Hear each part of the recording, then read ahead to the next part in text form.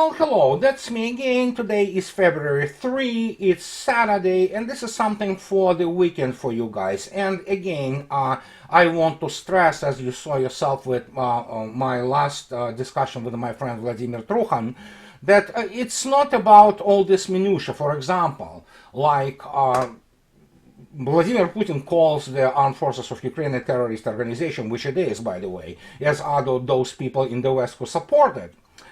And today they obviously blew up the bakery.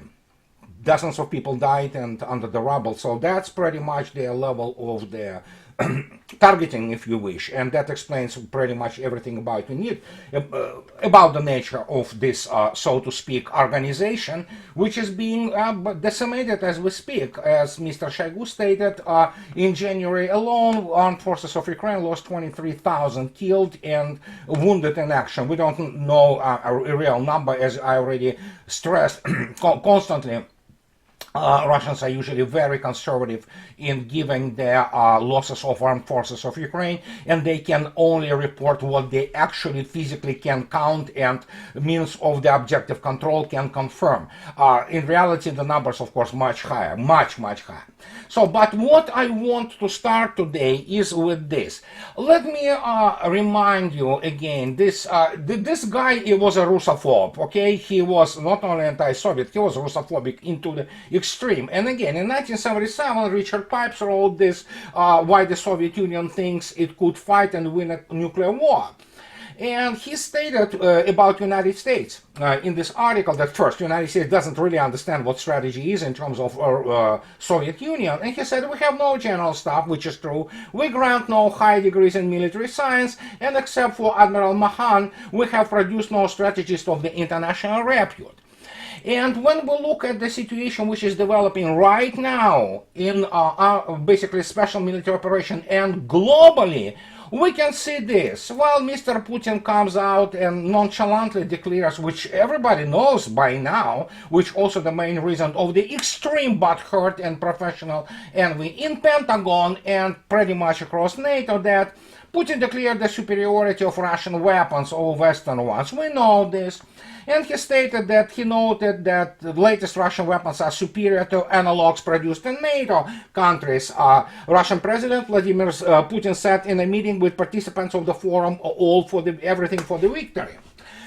Putin noted the good pace and quality of the work of the Russian defense industry and said that the latest weapons produced in Russia are superior to those of NATO. And look what he says. And we compare modern NATO weapons, weapons of the last period of the Soviet era, they are inferior in some ways, but not always, he added.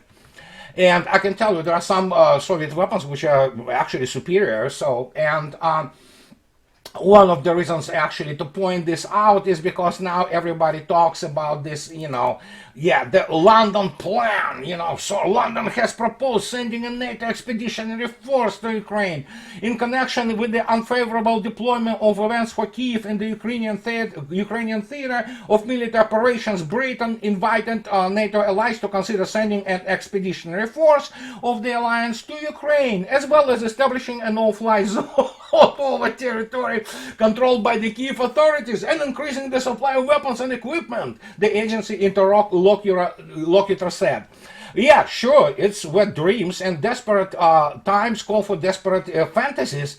And as one of our British friends on my discussion boards on my blog, he noted that the blame game already started. It did. And one of the reasons they come up with these insane propositions, for which they have no resources, forces, or what have you, is because obviously somebody has to, in the end, when this thing is all, which is getting over, they need to point fingers at somebody else, to blame somebody else. That, you see, we stated that, we wanted this, but those darn NATO members, they prevented us from deploying the whole half brigade of British armed forces and whatever 80 planes they have flying. So yeah, it's about, I don't know, a week of Russian armed forces to deal with that. So, but yeah, they still wet dream, because obviously everybody needs to kind of come up with all kinds of the excuses.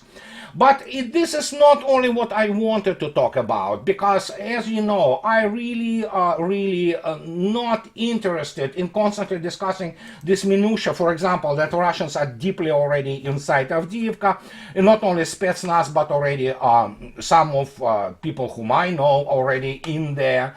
And yeah, it's those guys, armed forces of Ukraine, are like Bakhmut. They have no way out, and I mean the slaughter there is just unbelievable. So, but and especially kind of how to put it, it's parallel to the yesterday's marking of the end of the Stalingrad battle, 2nd of February 1943. For those who want to understand what it was and why it was a turning point, not only in Great Patriotic War, it was the turning point of the whole World War II, and with it, the events on the basically global scale. I will probably at some point of time dedicate some video on this issue.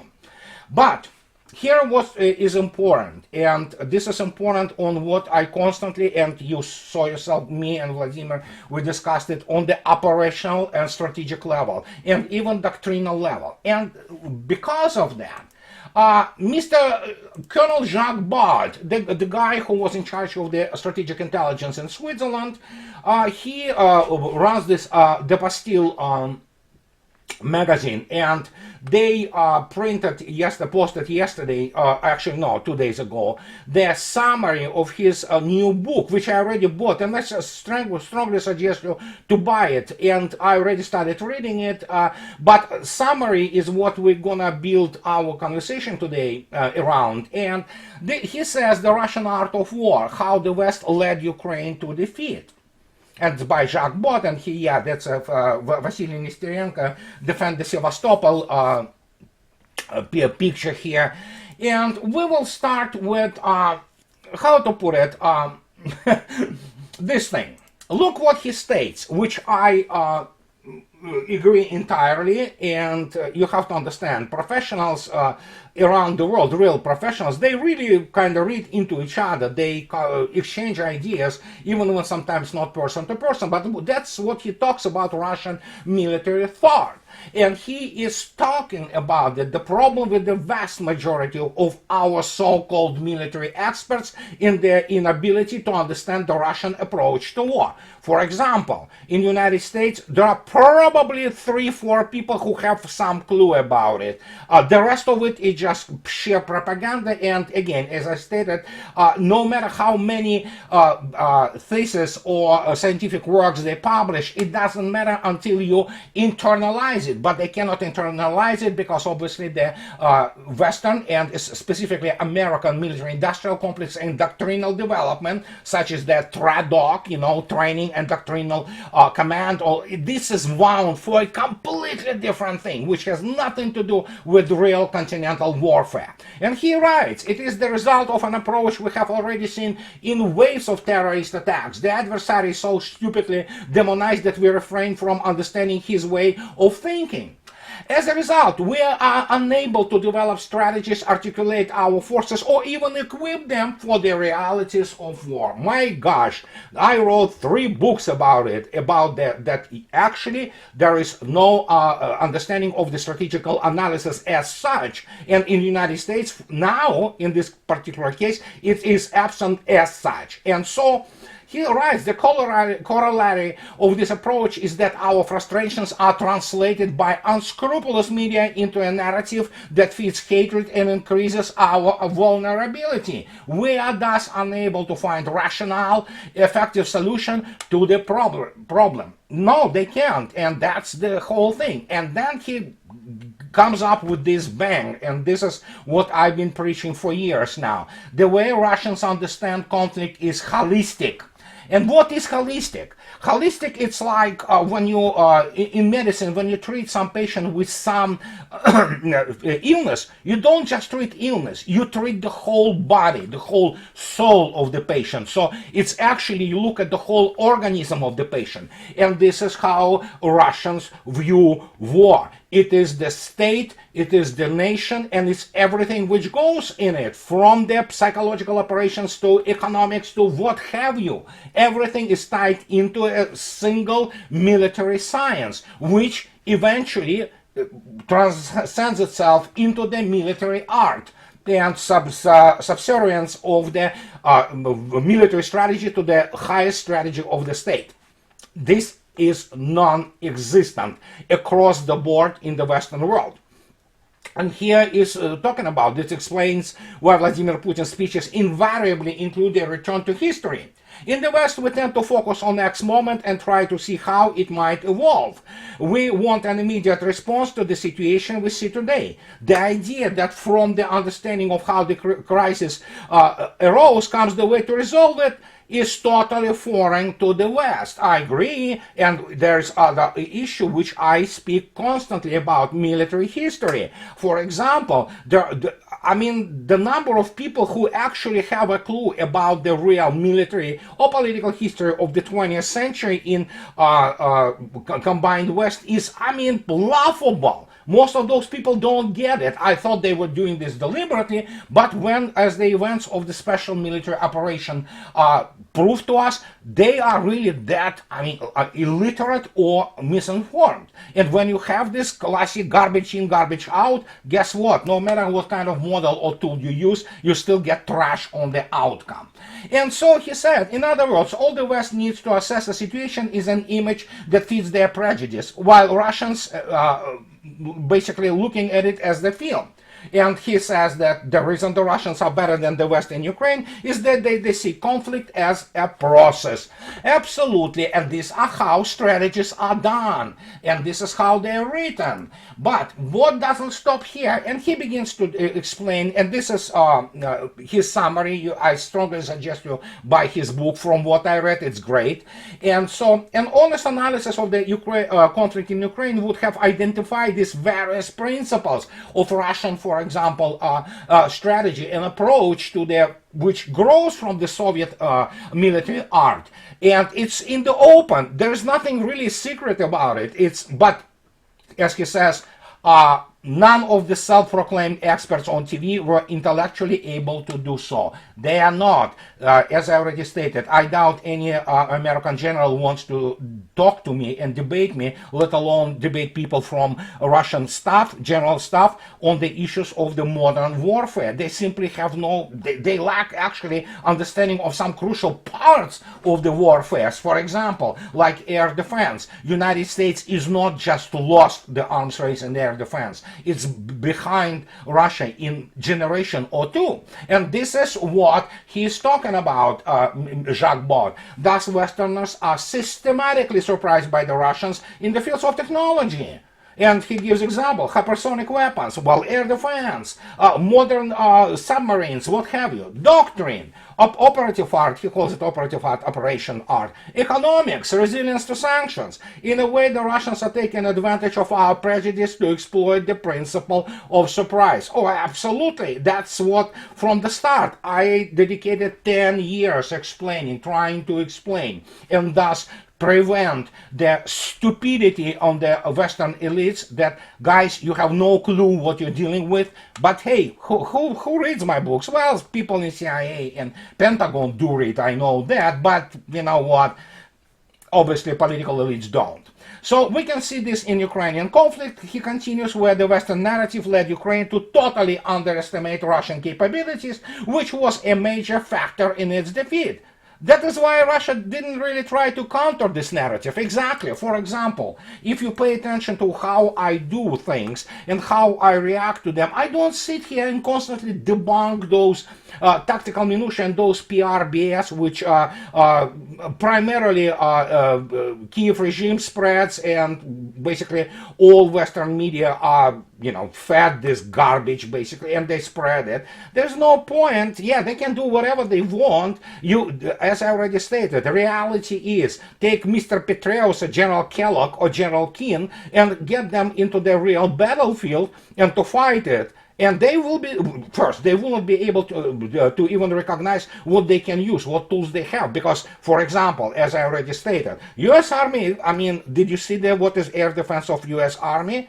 It's ridiculous. I mean, they have those stingers called Shorad stuck on all kinds of platforms, and they call it troop defense. And then you go to Russians, and they have the troop defense, which consists of the state-of-the-art complexes, apart from traditional Russian Verba, which is the newest iteration of the Igla manpads. But you have Panzer, you have Tor M2, and then you have Buk, just to name a few. And these are things of the tactical level. They defend troops on the move and in their locations, apart from the fact that we're talking about high-end systems like S300V4 or S400.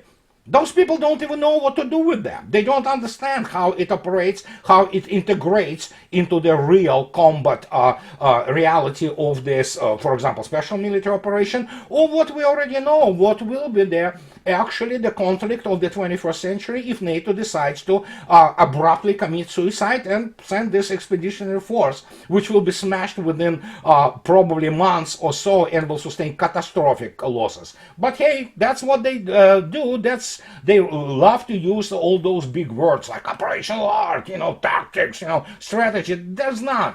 And Jacques Baud continues to develop his ideas, and he talks about that Russian military thought is traditionally linked to a holistic approach to warfare, which involves the integration of a large number of factors in the development of strategy. This approach is materialized in the concept of the correlation of forces, соотношение сил. In United States, it is known as COFM, correlation of forces and means. And many works and many research, a lot of research have been done on that, including from Rand Corporation. Actually, to their credit, they kind of tried to do this honest review about this.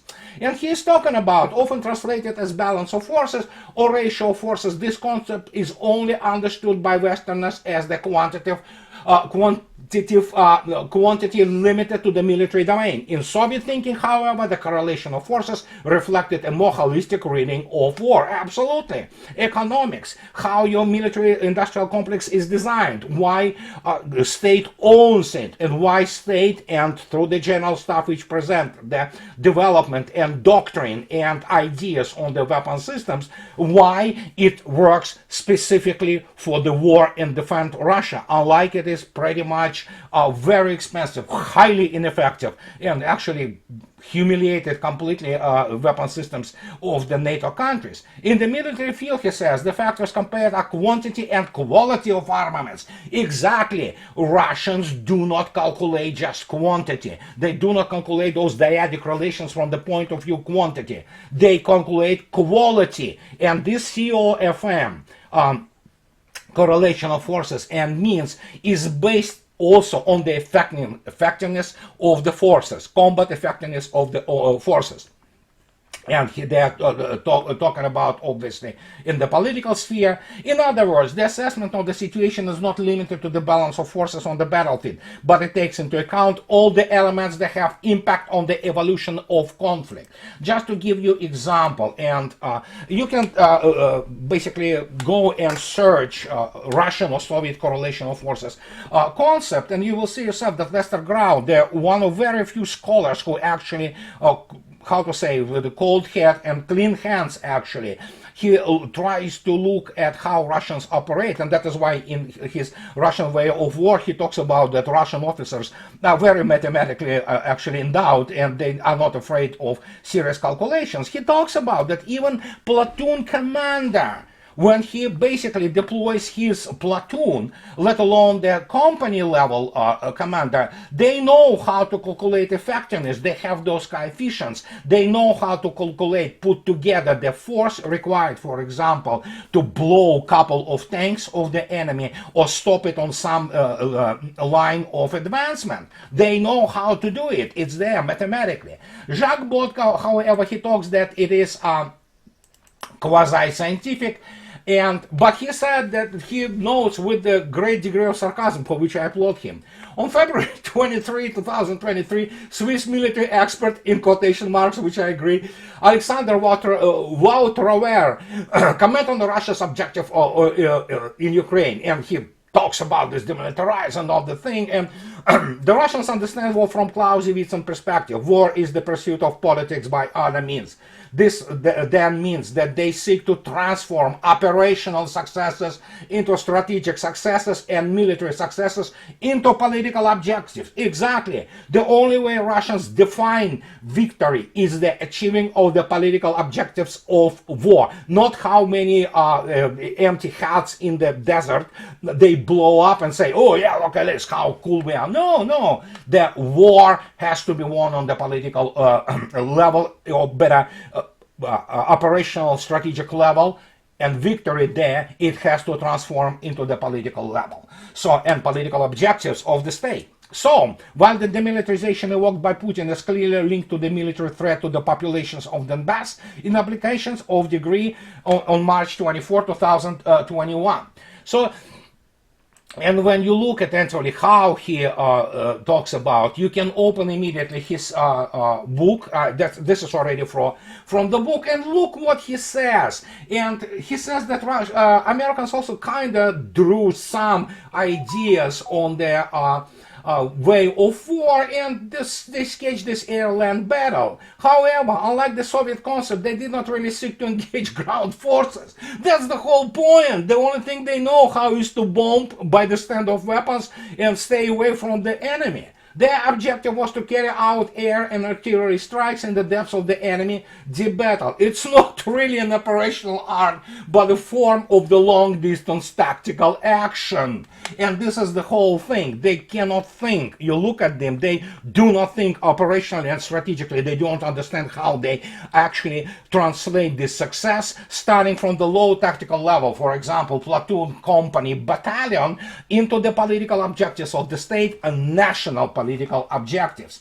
And so, you know, he basically demolishes this whole airland battle, how it was constructed, without any reference to the actually serious consideration of the modern warfare. And then to demonstrate to you that, well, you know what, they not necessarily have been ignorant always. And there are some people who honestly go in and try to write something about it. The problem is, of course, it doesn't translate anything into the field manuals, operational manuals of the US Army or any kind of army in NATO, because they don't understand how to deal with this. They don't even have whole classes of weapons to understand how to integrate and how to react to them. I'm talking about hypersonics, I'm talking about extremely developed radar field, including the over-the-horizon Russian ability of ISR and things of this nature. And you look at this, no, they have over-the-horizon radar, but they don't have the over-the-horizon radar, which seek and see so far that it's sometimes unbelievable. And when you look at this, it's just like, yeah, sure, that's their forces in NATO who are really just basically to kill something like, I don't know, Libya. That's about the level of it, and even that they cannot do properly. So if they want to fight Iran, good luck with that, and see what happens after this. So that is why they declare those events, the attacks, 2-3 days in advance, to make sure that everybody who matters is out of there, and they can tell, for example, like Biden administration, to all those neocons which infested basically American political life and control this country now. He can tell them, you see, I'm tough, I blew some things, you know, there. So yeah, that's their approach. However, even Rand, it started to talk about the correlation of forces, and they talk about it. For example, which is COFM, which correlation, pardon me, of forces and means. And look what they admit. Look what they admit. It's shocking when anybody who reads this, they have to understand where the all inability to fight modern war comes in the United States, let alone those lapdogs in Europe. Like Soviet efforts, US efforts began with numerical force ratios and tried to incorporate qualitative and situational factors. And so they developed it, and then they abandoned it. It hasn't been used widely after 1980s. It is also possible that US and Soviet analysts made different assumptions about the dynamics of engagement that could have resulted in more or less conservative estimates. Moreover, US efforts did not attempt to incorporate qualitative factors as much as Soviet analysts did, particularly in the informational component as incorporating the influence of command and control, C2 or C3, or in the assets of formation or effectiveness and potential. Instead, US analysts attempted to incorporate situational factors in force multipliers or to create decision aids that estimate potential in specific situations, and so on. Strategic level decision making was more likely concerned with raw force count and ratios for different situations. This is the problem. This is strategic problem because obviously they will have issues. This is how this is a review how those correlational forces start with Russians. You see, it's all mathematics. Here you have obviously sigma notations, that the addition of all kinds of things and ratios of their combat potentials. But if you even look at the fresh, I believe this one is from January 2023. This is a famous General Staff and Academy of Military Science publications called The Military Thought. And guess what? If you look attentively how Russians approach the basically their what is called, for example, combat superiority. Look at this, how they do it analytically. And they introduce all those factors, raws, the multipliers, and you take the root of the fourth power from that. But look at this. One of the raws is obviously the parameter of the technological superiority. How you calculate it, it's the issue of the equivalences. We're not going to be going there, and I don't think so anybody wants to really get me getting into differential equations and how this calculated in the Lanchester-Osipov model. But look at this. They even introduced, you see these lambdas, lambda y, lambda x, the alpha.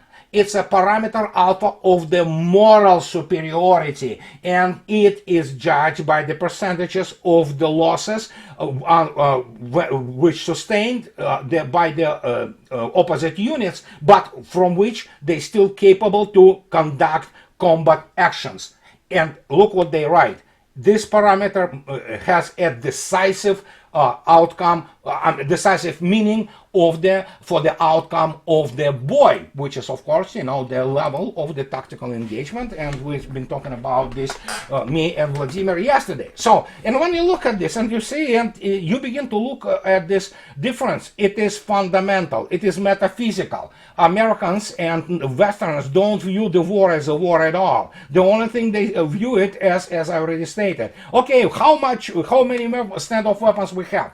Oh, we have, let's say, 300 Tomahawks, we have some JASSMs, and we have this many planes. Okay, let's fly and bomb the thing, let's annihilate the air defense from the of the 2nd century before Christ. And after that, oh my God, look at this, how cool we are. No, you're not cool, and that's why Lieutenant General Kolotov already in 1992 said you cannot use Gulf War as standard for anything because it's anomaly. It wasn't the war; it was Turkish shoot basically. But you know what? They desired this glory so much in Pentagon that they basically use it, as Mr. Stephen Biddle says, as a yardstick. Well, there you go. You use the wrong measure. Guess what you get? That's what I'm talking about. And this is what Jacques Baud also writes. So there is, in the end, they also write this. And this is parameters. This is U.S. Army War College, guys. And look at this. It's quarterly. And it was already in the parameters winter 2002. And they say, doomed to fail. America's blind faith in military technology. Exactly. And guess what? Why John Gentry was writing about it? Because you know what? It's not enough to have even sophisticated technology. You need to know which technology you need, what real tools you have to apply for the modern war. You cannot operate, the standoff weapons, which are subsonic and essentially, they're basically already obsolete. If you talk about Tomahawks, and you have JASSM, which they want to extend to 1900 kilometers. Good luck, but that's their outdated philosophy, because once the response flies in, into opposite direction, the United States has nothing to actually defend against it. So there you go. That's so much for the technological superiority they think they have, which they don't. And then, of course, we have this classic definition of why it is happening. Look at this again. It's the from my first book when I quote Atkinson. And he is talking about Patton. This is his foreword to Patton's basically diaries, which are really not interesting for anybody serious scholar of the war. The creeping arrogance, the hubris, which would cost the American army so dearly in Vietnam, was already there. Summing up the achievement of his troops in crushing the German counterattack of December 1944, Patton with pardonable, no, there's no pardonable, he was doing this under pretty much normal conditions, pride claims to have moved farther and faster than engaged more divisions in less time than any other army in the history of the United States, possibly in the history of the world. No, those moments absolutely was a blip compared to the obvious operation of the scale of the Kursk or all kinds of Russian Red Army offensive operations in, from Operation Bagration. But this is what they think. They think that if you move somewhere and you know what, if you capture some territory, oh, it's great. Look how great we are. No. This is not what is this all about. And as I already stated, it is Clausewitz's view. The main object of war is to compel the enemy to do our will. Well, guess what? This is what is this all about. And you can do it, for example, as the Russians do that, well, to the horrifying surprise for people in Pentagon. You don't need to move too far. You just have to kill the enemy. And that's idea, which is, for example, totally alien the way Russians do it, because obviously Russians do it based on the history, on the military history, and a very advanced school of the military studies. I am one of the products of it. You know, you saw the other product, who is a level of general staff, spoke to 2 days ago. So there you go. And this is what I wanted to tell you today, to give you food for thought. Not to concentrate too much on the... I'm not even looking at which company moved where, for example, in Avdiivka. I don't need to know this. I already know what is happening there. And you can actually read the wonderful reports, my good friend Marat Khairulin from there. So, and this is what I wanted to tell you today, to spoil your and make it rotten for you, your weekend. And as always, guys, those who like what I do, please subscribe to my channel. And those who can afford, please buy me coffee or two and support me on Patreon, guys. And what can I say? Have a nice weekend, guys, and I'll talk to you later. Bye-bye.